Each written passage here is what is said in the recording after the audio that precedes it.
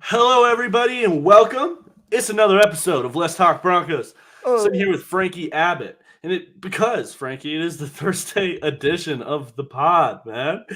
How are you doing, though? I'm looking forward to your Frankie's Gold Stars coming out tomorrow. Everyone, be on the lookout for that. Do you want to give people the sneak peek of who you're looking at? it's Quinn Miners. Quinn Miners was just kind The of like belly. destroying people this past week. He looked so angry all the time, and I loved it. And it was such an enjoyable thing to watch. So that's the little sneak peek. But I'm doing well. We were just talking about it. Got back from a wedding last week, which is pretty fun. I was in San Francisco in California, and I had never experienced an earthquake, so I spent the whole time like kind of giddy, almost wanting an earthquake, but also terrified of an earthquake. So didn't get that experience, sadly. But we made it. I survived. I'm back here, and we got the Broncos beating the Bills, baby. We're on a 3-game win streak. Let's get it, Joey. How are you doing? I'm doing great. I'm doing really good. Just chilling, trying to figure. I was on a Vikings podcast yesterday, Frankie, and they were asking me, they were like, what do you make of the Broncos? Like, you guys are red hot right now. I'm like, listen, I have no idea what to make of the Broncos. I have no clue. The same way I have no idea what to make of the Vikings, dude. Guy, I have no idea with both these teams. It's a coin flip. It's up in the air, and that's what I'm excited to get into. We're gonna do some film evaluation, what we saw in the film of these last 2 weeks, and then kind of preview that towards how can the Broncos beat the Bills, like we do here on the Thursday show every episode. Frankie, I do want to start off with the news first, though. I think it's some important news, and that is being that Kareem Jackson is back. I don't know if anyone saw DTY last week, but that was not good. A huge drop off from PJ Locke to DTY, in my opinion. I think DTY is a special teams player. I really don't want to see him on defense. From what I saw that game. Do you share that with me? Are you excited to have Kareem back if PJ does miss this next week with his leg injury? Yeah, having Kareem back will be good. I mean, it'll be good to have like they want to have like a weak link with communication. Nothing against DTY. He just obviously hasn't been a starting member in that secondary outside of the Miami game, which obviously did not go very well. But I mean, yeah, DTY is a special teams come downhill and hit you type of safety. It was funny. The first play he came in, he did actually I was kind of hyped to see him just come down and lay a little bit of a crack on the running back. But then a couple other times, as you said, he's uncomfortable playing in space with NFL speed, doesn't, have the best ability to kind of break down route coverages. So, he did admirably, but it will be good having Kareem Jackson back, especially because, I mean, now, if he wasn't there and you literally only had two guys, you'd probably have to see a guy like Devon Key get brought up. And then, I mean, you're thin out there in the secondary. Without question, man. And also, like you said, DTY is he's really only good at this one aspect, and that's coming downhill. Like you said, Frankie, man, he was rough in space out there to me. Covering. I thought he was really rough. The end zone pass where he let up a touchdown, there were multiple things where I'm like, DTY, like I'm looking a little more from you out there. And that goes back to when he was on the field earlier this season as well. It was the exact same thing. I didn't see I saw the exact same player in both games. So it led me to believe I am thankful for PJ Locke being the Broncos' fourth safety, because for those of you that don't remember, Caden Stearns was also a player that was supposed to play this season and didn't. Luckily, the Broncos were deep at safety because they would be in some serious trouble, I think, if DTY was their fourth, honestly. Yeah, no, and it's kind of a bummer too. Sorry but with JL Skinner, it's kind of like, obviously he's recovering from the injury. I'll kind of, I obviously have no clue, but I'll kind of hope that that's kind of playing a lot of a factor of him not getting too many snaps. But it is kind of a question. Like, you have JL Skinner, who was obviously their 6th round drafted safety. You have Riley Moss, who was kind of drafted I viewed him as a pure corner, but there were a lot of, people in the draft talking about he could be a CB safety hybrid. It's kind of interesting that we haven't really seen any of those guys yet, but I trust the coaching staff kind of giving these guys snaps when I think they're ready. So, but just kind of something to monitor. That's like, man, we drafted another safety this year who, from all accounts, has recovered from that injury pretty well. A little bit, worrisome that we're not getting to see him at all. Yeah, no, most definitely. Moving on to the next news, though, Frankie, I think we covered that pretty well. The ownership group, they installed a new field again. I love it. This is the benefits of having a very, very, very, very, very wealthy owner. When all the owners are wealthy, the Broncos have the richest owners of the entire NFL. And it's just kind of proving its dividends. Yes, I want the Broncos to continue to stay healthy, and installing a new field helps with that, I think. Especially with all the snow coming in and everything like that. This is big news to me. This is stuff I want to see. It's just showing care for health. And are these guys okay? And the Broncos have been snake bitten so many years, year after year after year. Injured. It feels like ever since they took over now, this year with Sean Payton as well, they've been on a pretty good track with the injuries. So, yeah, I like it. Yeah, no, wonderful to see them continue to stack the deck. I mean, these are the advantages having a rich front office can give you. Things like your stadium, things like your training facilities, things like your training staffs, things like your medical staff. You can dump as much money into those as you want. There is no salary cap for those things. So when you have the bajillion-dollar ownership group that the Broncos have, spend it. 250, I think it was 250 grand on the new field.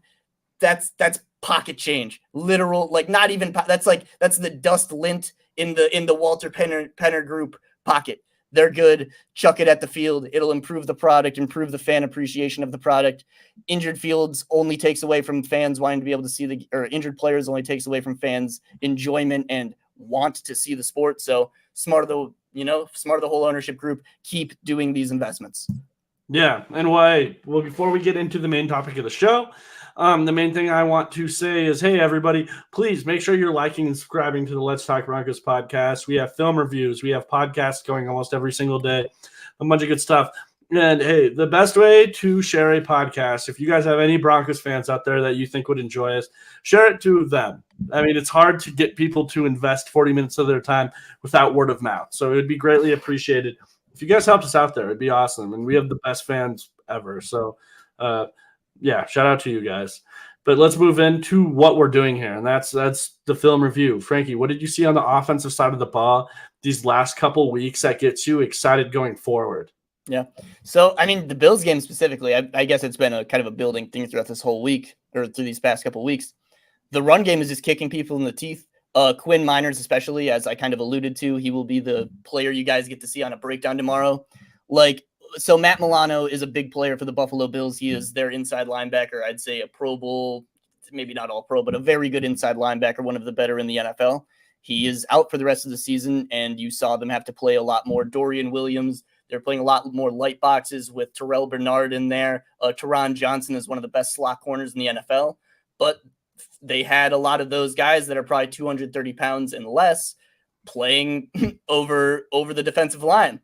That offered a lot of opportunity for guys like Quinn Miners, Mike McGlinchey, Lloyd Cushenberry, Ben Powers. I'm just going to list the whole line, Garrett Bowles, to get up to that second level and just demolish some guys. I mean, I'm sure everybody's seen the Quinn Miners clips that are floating around. Like those all took place within the first, I'd say, like 20 offensive snaps. Like there was a true tone set.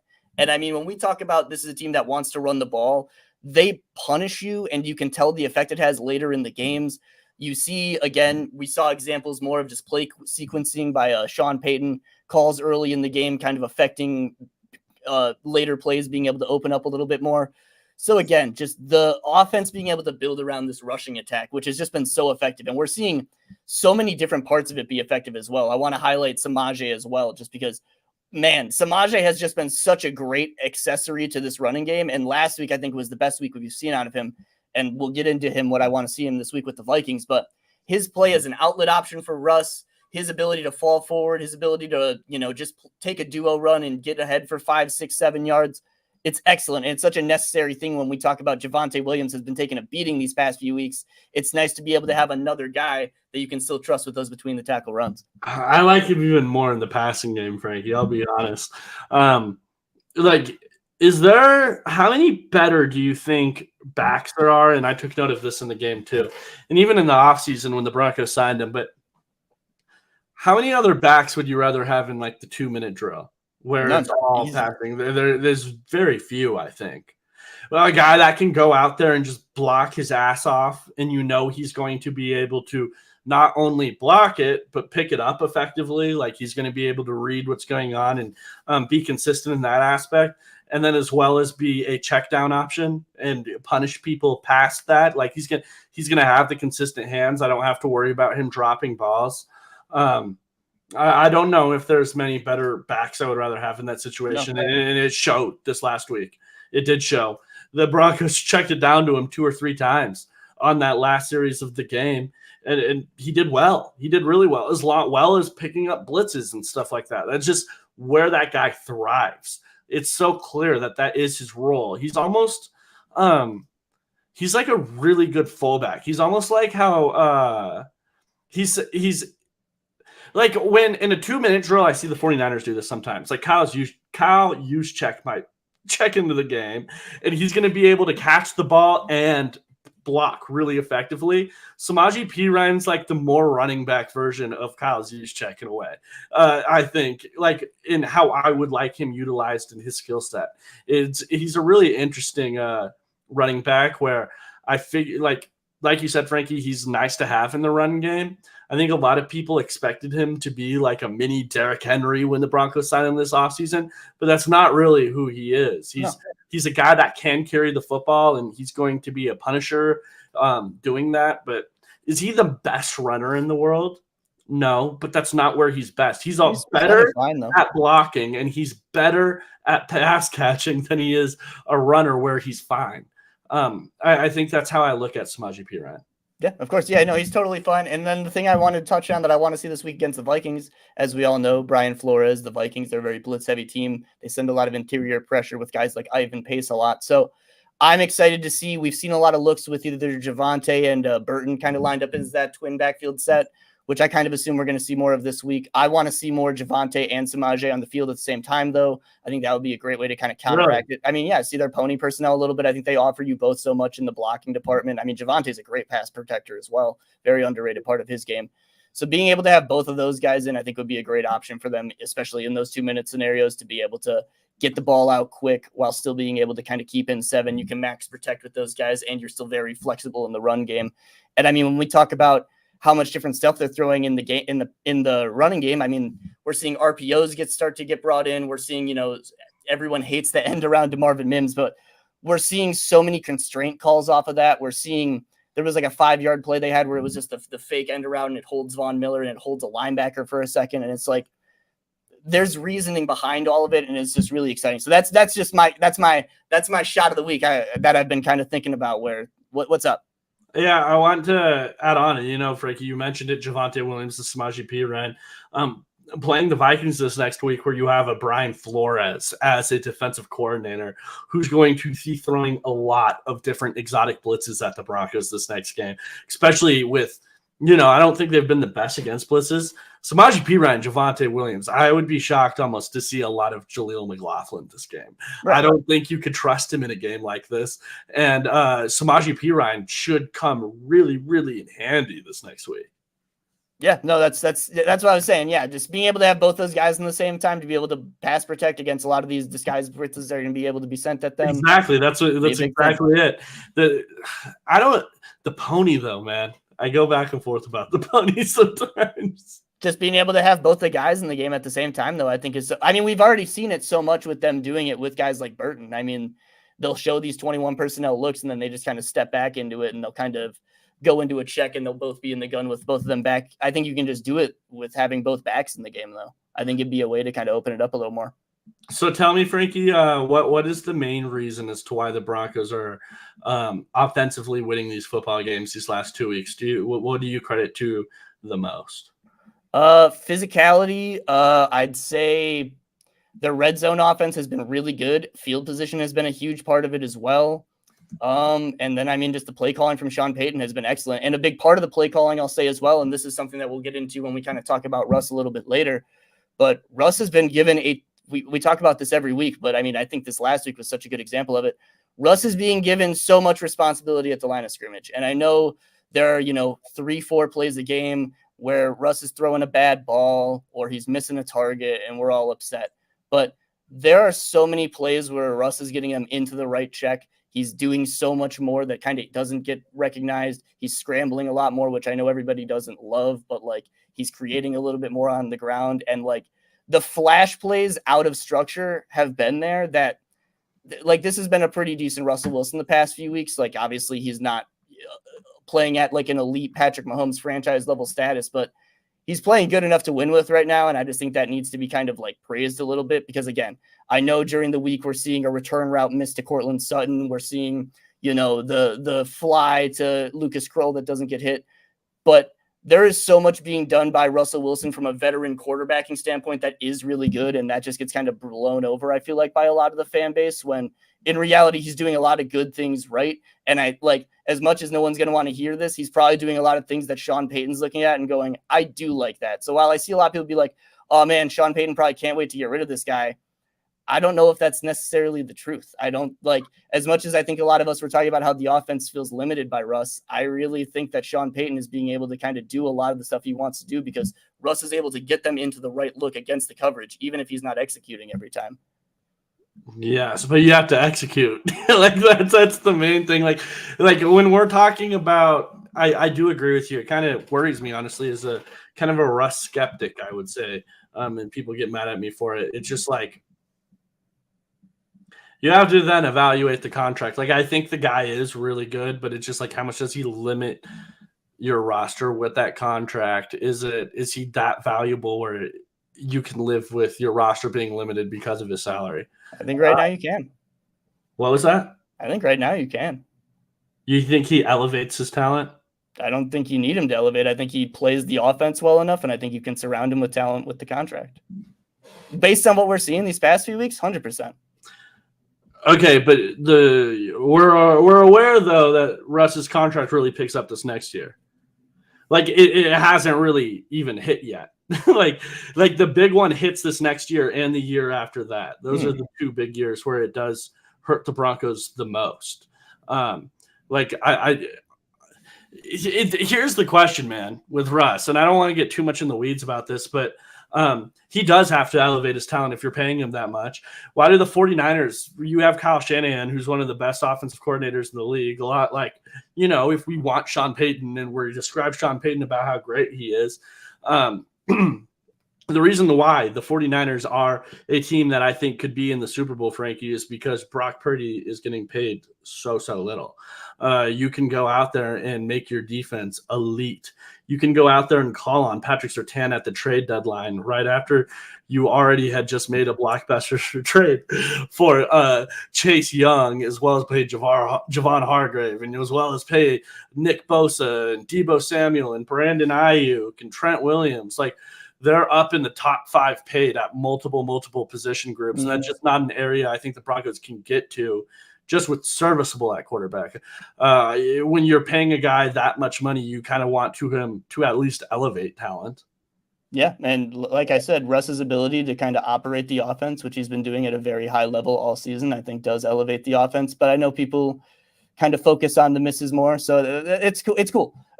Russ is doing a good job on the offense right now, and it feels like people just kind of want to act like he's the worst thing that's ever happened when the reality is he's not. He's operating the offense at a pretty high level right now, and I mean, there are the misses, but there are a ton of hits, and a lot of the time when you're looking at like, man, he's going through a check before a big play happens. He's going through a check, and we're all upset that there's an open guy he misses. It's like, yeah, but he's doing things that we might not see the next guy do. So yeah, that's it. I've just enjoyed a lot of what the offense has been doing as far as like actually kind of calling the game. I think that in structure, I think they're looking pretty good. And I think this last week we saw Russ create some of his best plays out of structure. We've seen him in a Broncos uniform. No, without question. And I think he is a serviceable quarterback. I think he's been fine. Like it last year, he was really bad. And this year he has improved his play greatly to probably where it was that last year in Seattle, which is the quarterback the Broncos traded for. But at the end of the day, it's just like, is that good enough? And that's the disagreement I have for the contract the Broncos gave him. At the end of the day, that would just be my disagreement. Let's move on to the defensive side of the ball, though. Frankie, what have you loved from the defense? Because they have changed drastically. They have gone from a defense that was really, really bad, not just the worst in the NFL, but they were looking like a historically bad defense, to now a defense that isn't a laughing stock. Like they are forcing turnovers at very high percentile, doing a lot of good stuff. So what are you seeing there? So I mean, the defense has just become more flexible. I mean, we're just seeing Vance Joseph understand when to call his stuff, when to use certain Vance Joseph coverages, when to throw different fronts at teams. I'd say, I mean, just again, the different bodies we've seen in the secondary for the past few weeks, like Fabian Moreau, Jaquan McMillian, PJ Locke, obviously up until he got injured in this game, like they've been crucial. Patrick Surtain got to follow around Stephon Diggs a ton this game, which was really cool to see. I mean, the Buffalo offense, I'd say, compared to a lot of the offenses they've been facing, and this is probably something that kind of involved Ken Dorsey maybe getting let go, they're a little bit of a stagnant offense. They don't really run as much motion as I'd say a lot of the rest of the league does. So that's kind of an area I'd say that they were able to kind of keep Patrick Surtain playing one way a little bit more, and it helped their defense play a lot better. And then Justin Simmons is back to playing really elite football. I mean, the entire defense just looks hungry for the ball constantly. Like, I mean, we've talked about this in the past with the fumbles where, like, again, I think, there's a lot of people obviously expecting them to come back down to earth. And, I semi do as well. But, like, a big thing I want to point out to people who are like, oh, the Chiefs and the Bills are just handing away these games because of these turnovers. It's like, no, but the Broncos are like genuinely punching and ripping out the football. Like, it seems like throughout the first few weeks, they recognized that was something they need to do. And especially against certain teams. Like, I mean, how many times can James Cook put the ball on the ground in one game, right? So it's like this defense is kind of honed in and trained to try to force turnovers right now. And they're one of the best in the league at doing it. And I mean, we saw it kind of bear fruit this past week with Jaquan McMillian getting the huge strip. I mean, we saw the muffed handoff from Josh Allen that obviously ended up in a recovery for Denver. And yeah, I mean, it's just exciting stuff to see from the Denver defense, who's just playing with a lot of confidence right now too. Yeah, no, without question. I mean, the fumbles are like how could you possibly say or not give credit to McMillan on his fumble at the beginning of the game? He was ripping on that all day, and he ended up just winning that. Mm-hmm. Now, is someone going to fumble on that? No. Probably the teams will worry more about like, hey, guys, it'll be punched in their head right before the Broncos game. Ball security, ball security, ball security. But I can't discredit the Broncos for getting those turnovers. Are you kidding me? I would never do that. It doesn't make any sense. A lot of people. Yeah. Doesn't make any sense. Fumbles and fumbles recoveries are where it does get a little weird, right? That is where it gets weird, because you can just look around the NFL and be like, okay, that team right there has lost a lot of fumbles and getting a lot of them back. That is lucky. That's luck. You can tell. And when a team is getting all of their fumbles back on defense, that is kind of lucky sometimes. The force of the fumble isn't lucky, I don't think, but the fumble recovery after that, because the ball is shaped weird. It could bounce any way, just like how James Cook fumbled. The Cortland fumble that like magically stayed in bounds. Yes, exactly. Both of those. James Cook looked like a Harlem Globetrotter. He dribbled it off the ground, caught it, full stride, and continued the run. Like, that guy was ridiculous on that play. The Cortland Sutton one, that one was insane. Bounced twice, sat there and spun this way. Yep. In bounds. You just can't predict where the ball is going to go after it does hit the ground. So the fumble recovery is definitely lucky, in my opinion. But I can't discredit the Broncos for forcing turnovers. No. Yeah. I would say, I think when the Broncos do start playing teams, like one area I do have to say is, while the Bills are a really good football team, they're not playing like one right now. They did play bad. And I don't think anyone can really disagree with that. That's Josh Allen did not look like a top 5 quarterback that day. And anyone that told me that he did, I think you're on crack. He didn't look like the quarterback that I've seen play the majority of his snaps for the last 3 years. I think this was probably one of his worst games since his sophomore year. In his career, he was throwing like the interception to Fabian Moreau. I don't care how strong your arm is. And Josh Allen has the strongest arm in maybe the entire NFL. You can't throw that late to the outside and expect a DB not to pick it off. There were some plays like that. And then guys running 5 yards inside, and he's putting all the mustard on the ball in the world. I didn't think he played that great of a game. I think the Broncos defense has greatly improved, but also the Bills did, quite frankly, not play their best game from a passing perspective. I guess, but like, I don't know, like there were still glimpses of Josh Allen looking like good. Like, I don't know if I'd necessarily say like, oh, well, the Bills just were bad on offense that day. Like, and if we want to say like, oh, I mean, okay, their next game is against Josh Dobbs, who has the most fumbles in the NFL right now. And they also have Ty Chandler at running back, who also has a couple of fumbles, and they have one of the worst rushing offenses in the league. And then they get to face Dorian Thompson-Robinson, who last time he was out had 3 interceptions. Like, I think that Browns offense is going to be good. But if we're talking about like, oh, we should, this can't continue because Josh Dobbs just had a bad day. I don't know if that's true just because of who their upcoming opponents are. Wait, are you talking about Josh? So you're talking about Josh Dobbs against the Broncos. If we're saying like, oh, we should expect this to go away just because the Bills had a bad day. It's like, yeah, but at the same time, their upcoming opponents are pretty turnover prone themselves. Oh, no, I'm not saying it'll go away. I'm just saying that the Bills didn't play. Like, I think, Frankie, you have to at least admit the Bills did not look that great offensively. But like, what is that? I'm confused. Like, what's the point we're trying to get at though? Like the Broncos. That it helped the Broncos, because it did. If the Broncos go out there, because this is the reason, bro. It feels like I can't say this, because if the Broncos defense were to go out there and give up 70, I would come here on this podcast and then go out there and say, yeah, the Broncos, that's probably not them. That's the Broncos defense is maybe a little better than that. Mm-hmm. Or if Russell Wilson threw for only 60 yards, I would still my complete opinion on somebody wouldn't change after one game. And Josh Allen had more faults in that game than he typically would. He would. Yeah, Josh Allen is having a very up and down year, yet his worst one was against the Broncos, and the Broncos don't have the best defense in the NFL. So what is that? You have to at least say the Bills' offense didn't look that great. James Cook was throwing the ball all around every time he could see. Like the Broncos' defense has gotten tremendously better. And I want to give the Broncos credit for that. And they should get credit for that. But at the same token, if I'm taking it realistic, any Bills fans in the world, you could go talk to anybody, any of those cover one guys, they would go and tell you that the Bills had maybe their worst offensive output of the season. They didn't look good. So that's something that you have to credit for them. The Broncos getting, benefiting from that a little bit, because they did benefit from that a little bit. For sure. Yeah. Do you agree with me or do you disagree with me? I feel like it's kind of taking credit away from the Broncos team that just looked really prepared for the Bills. So I do disagree a little bit. Like, I don't know. I don't know. Okay. I'm not trying to take credit away because they do look better. It's just, I mean, it's I don't know. I don't. Because you have to, I'm not just evaluating the Broncos. You have to evaluate the other team too. Sure. Right? And I agree. So but like, you're evaluating for the Bills. If you were to go on a Bills podcast today and you're a Bills analyst, what would you say, Frankie? Would you go out there and say the Broncos defense is the best in the NFL? Or would you say that this is the worst output we've seen from Josh Allen this year? I mean, we did still see the Bills put up like 20-something points.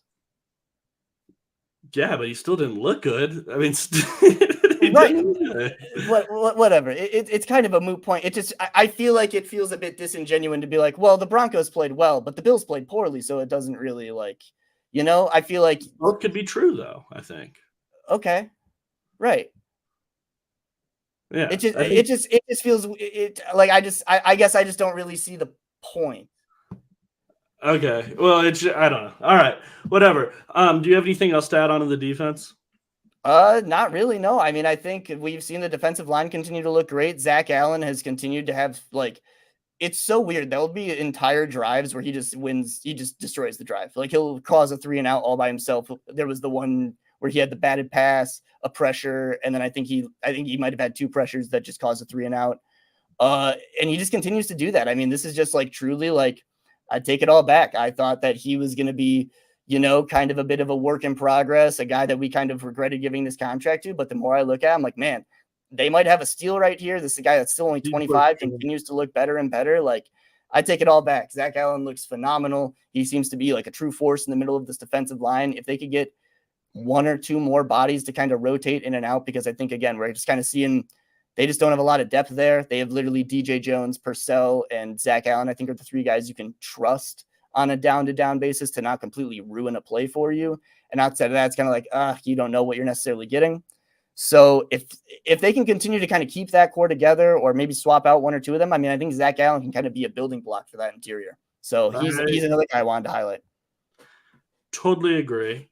I think Zach Allen, I was completely wrong about him at the beginning of the year. He looked so much better. I don't know. Like, I do have to apologize to Zach Allen, man. I thought he was kind of really bad at the beginning of the season, and I think he wasn't very good at the beginning of the season. Wasn't very impactful, no. But he's come into his own, and he's making a difference in both the pass and run now. So, hey, I can't complain. I think, honestly, I'm expecting more from DJ Jones at this point. I would love to see more from DJ Jones. And I think he's a big piece as to why the Broncos' run defense still kind of looks suspect out there. I have a lot of faith in both my linebackers. I have a lot of faith in Zach Allen right now. Yet our defense is still getting gashed in the run by both James Cook and Latavius Murray this week. And I think a lot of that has to do with our nose tackle right now. Yeah, the outside linebackers, it's kind of just that entire defensive front, just it needs more meat to it, and it doesn't really have the options right now, which is fine. But it's also kind of one of those things where, like, with what they have in the pass rushers right now, I don't think they need to spend a bunch of money along this defensive line to kind of bolster those spots. You know what I'm saying? Like, especially when we talk about what this draft class has a lot of, like, I don't think this defensive line needs a 10 to 15 sack guy. You know what I'm saying? Like, I really think they could get just like a very solid 3-down edge player that plays the run maybe a little bit better. Like, this is obviously the high end, but someone who's like a Jadeveon Clowney type, who, you're not counting on to get you 10 to 15 sacks. You're not counting on him to be this like crazy high level pressure guy, but you're counting on him to be consistent as a run stopper, and you're counting on him to be able to give you something in the pass game. I think that they can look to find one of those guys in free agency for semi cheap, and this could be a pretty good edge room going into next year. So, but I completely agree. They need to figure out something with the run defense, because it's going to get tougher going forward, especially as we've talked about this. Vikings have a pretty decent O-line. Then Cleveland has a great O-line. Lions have an incredible O-line. Like, they've got some good offensive lines coming up with some decent running games, and they're going to need to be able to slow that stuff down if they want to stand a chance in those contests. Yeah, and like you mentioned for the Vikings game, and Coop comes in the comments, Ty Chandler is going to be the starting back for that game with Alexander Madison out. So, yeah. What was that? Nothing. I'm thinking to myself. I'm reading his comment about Madison. Someone's been fumbling for the Vikings. Oh, I don't know. But I don't want to go back into the Russell Wilson, but it is in our notes here. What would you rate this iteration of Russell Wilson 1 out of 10? I'm going to go a 6. 6. Okay. I think maybe 6.5. Yeah, I think me and you are deadlock, which makes the other conversation very interesting. I don't really understand how you come to that conclusion with. We'll talk about it, Joey. It's going to be so many episodes, but I'm just like, I'm really like, I think I'm back on the, like, you can just make Russell Wilson your Jared Goff, and he can just have your veteran high paid contract, which every quarterback's getting nowadays. Like, I don't know. Okay. Wow. It's awful. It's a nightmare. I know. I thought you were, after the earlier comments, I thought you were going to come in with like an 8. Oh, no. 8 but he's good enough, and that's fine with me. I'm really okay with that. Like, I guess it's more so this. I'm not in a rush right now to get rid of Russ. Does that make sense? Like, I know everybody else is probably like, oh, man, I can't wait to see a new quarterback in here. I'm sitting here, and I'm like, man, and here's another question. This was a discussion that, like, I've been thinking about, and I kind of want to ask a lot of people about. Do you think Russ has reached his ceiling in this offense right now? No, I don't think he's reached his ceiling in this offense. Here's my point. Because we saw Jared Goff in the second year of Ben Johnson's offense take a massive leap. I almost wonder if we see Russell Wilson spend the next 8 months working with Sean Payton. Are we saying, man, Russell Wilson isn't even close to his ceiling, and maybe we see him run these plays, get better in the quick game over the next 6 months because he's working in the same playbook? Do we see him take another step? Is that possible? Okay, Frankie, I think you're leaving out like very important pieces. Oh, there's a ton of variables. But I'm sitting here. I have to point it out because every time I would say the Broncos should draft a rookie quarterback, you would point these very interesting details out to me. So I have to do it to you. Matthew Stafford was getting paid more than Jared Goff, so they took a discount to get Jared Goff, and then also just added a slew of draft picks, and none of them came that first year.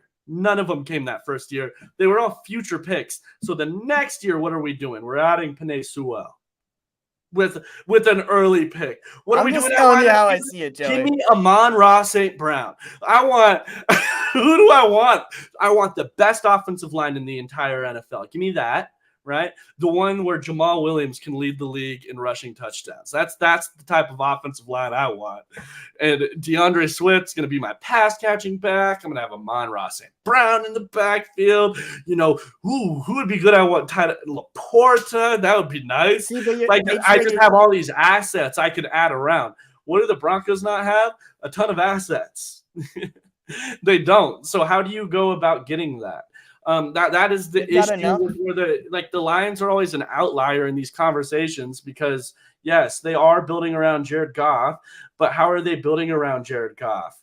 With a shit ton of money and a shit ton of draft picks. That's how they've done it. The Broncos have neither of those. I'm just telling you how I see it, Joey. You give Russell Wilson another year in this offense. You add a first-round pick receiver. You add a couple you add a couple more Peyton's guys. I'm just telling you the world I see that's completely possible, and that is going to be your and Zach's nightmare, and you're going to be so angry watching Russell Wilson roll out in 2024. But then one more thing I wanted to touch on, because I want to talk about Marvin Mims a little bit, because Marvin Mims is awesome. Marvin Mims is straight up fucking awesome.